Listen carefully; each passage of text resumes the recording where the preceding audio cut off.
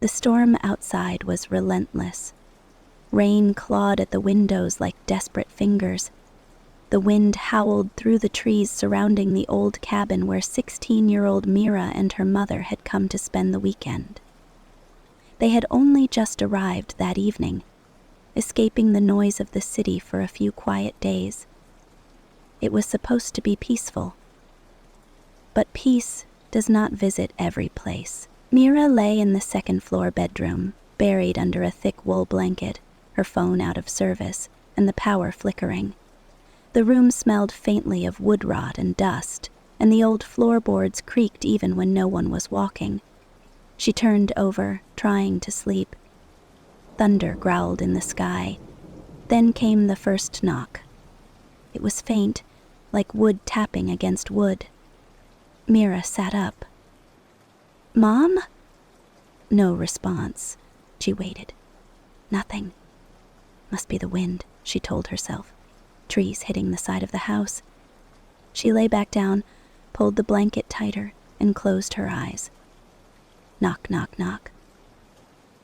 3 knocks now, deliberate, unmistakable, coming from inside the house. She sat up again, her heart crawling into her throat. "Mom?" she called louder. Still no answer. She grabbed the flashlight beside the bed and slowly opened her door. The hallway was narrow and dark. The flickering light bulb at the far end cast long shadows across the wooden floor. Knock, knock, knock. This time the sound came from the door at the very end of the hallway, a door that hadn't been opened since they arrived, a door her mother said was stuck shut. Something was knocking from the other side. Mira crept toward it. Her bare feet were silent on the cold floor. She held her breath, listening closely. Knock, knock, let me out. Mira froze. The voice was childlike, soft, pleading. She stepped back, heart thudding. That wasn't her mother. It wasn't a voice she recognized. Suddenly the door creaked, just a little. The doorknob began to turn slowly, although no one stood on the other side. She ran, down the stairs, through the kitchen, calling out, "Mom! Mom!"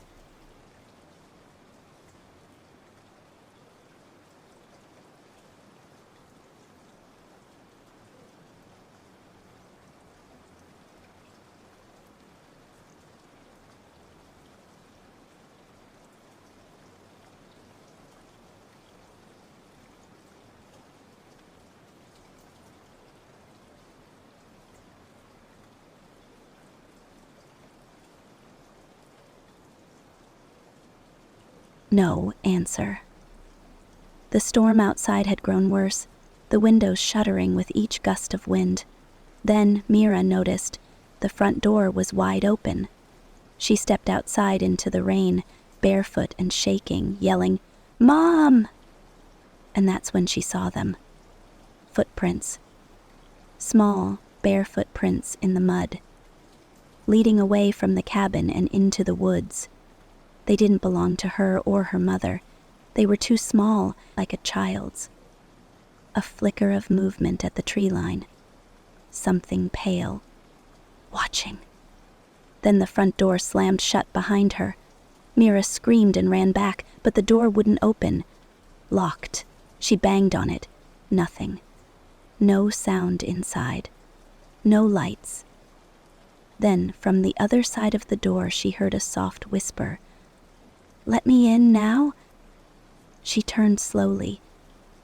The footprints were gone, but standing on the porch, dripping wet, head tilted, was a little girl in a gray dress. Her skin looked wrong, like wax. Her eyes were completely black, as though someone had drilled holes into her skull. "I've been waiting," the girl said. Mira backed away. "I'm lonely. Let's play." Then the girl vanished, just gone. The door creaked open again behind Mira. She stepped inside cautiously. The lights flickered back to life. Everything looked normal. Too normal.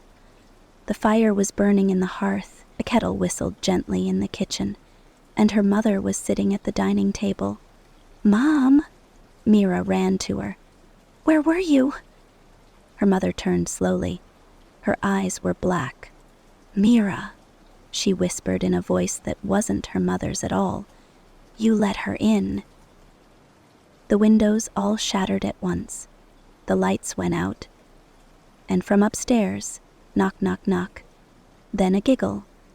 They say the cabin is still there. People hear knocking at night. Visitors vanish. And sometimes, in the dark woods nearby, people say they see a little girl watching from the trees. She's always waiting for someone new to let her in. So, when you go to bed tonight, if you hear knocking, don't open your door, not even a little. She only needs a crack. Good night.